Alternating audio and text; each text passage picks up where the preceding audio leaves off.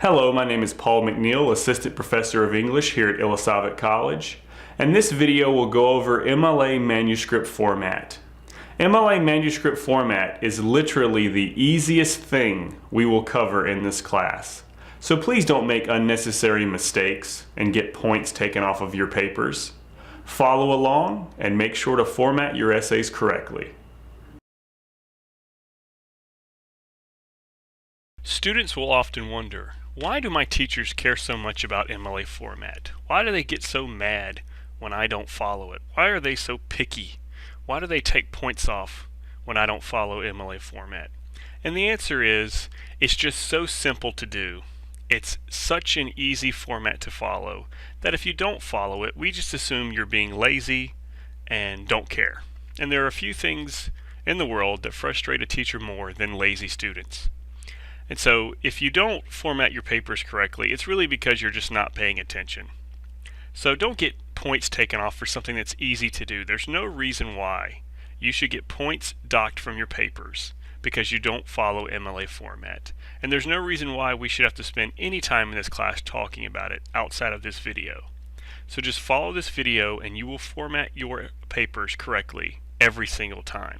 Why do we have to follow MLA format? We just do. Some experts, some authority members years ago decided that MLA format was the way to go, and ever since then everyone who teaches English and everyone who takes an English class has to follow it. So just follow it and you will be fine. So the first thing you want to do with whatever word you're looking at, your word may look a little different from my word, but the philosophy is basically the same, is when you get into the blank document here, just right click and go down to paragraph. And what you want to do is you just want to make sure that the line spacing is double, always double, no matter what. And then you want to click on the don't add space between paragraphs of the same style. So double spacing, don't add space between paragraphs of the same style. And then click OK. Right click again and go up here and make sure that the font you use is Times New Roman 12-point font. It's always Times New Roman 12-point font. Again, why? I don't know. I don't know why we decided on that font out of the millions of fonts we could use. This is the one we use, so please just use it. So those are the first couple steps. Then at the top of the first page, and this is only at the top of the first page, the top left-hand side of the first page, you write your first and last name. Then you hit enter, and you should see double spacing there. Then you enter your professor's name. You want to put professor or Mr. or Mrs. before that name, because if you don't, people might think that two people wrote this paper. And obviously you're the only person writing this paper, so you want to make sure that that's clear. And then you put the course. So for instance, let's just say English 111. And then you put the section. You can find all this information in your registrar sheet or on the course website. You can find the section that you're in, but this is important because it helps identify what class you're taking. So you want the course designator and the section. And then you put the date. And MLA format follows the British version of dating, so you actually put the day first, then the month, and then the year. And let's say it was, instead of May, let's say it was August, you would abbreviate it. If you can abbreviate the month, you do always do that. So that's what goes on the left-hand side of your screen. And again, that's only on the first page in MLA format. Then you hit enter again. And then you want to go up to the top of your Word page. And you want to try to find the tab that lets you center the line. So you want the title of your work to be right here in the center. You do not bold this, you do not italicize this, you do not underline it, you do not make it bigger than 12-point font, you do not make it a different font, you do not make it a special color, you do not do anything creative with this title in regards to formatting. You just make it 12-point font Times New Roman, just like everything else. What you don't want to do is come up with a boring title, however. So your title should not be narrative essay, for instance, or I see this sometimes, my essay or my assignment. You also don't want to make it the title of another work. So let's say you're writing a paper about Great Expectations. Your title should not be Great Expectations. That's the title of a book that somebody else wrote. It's not your title.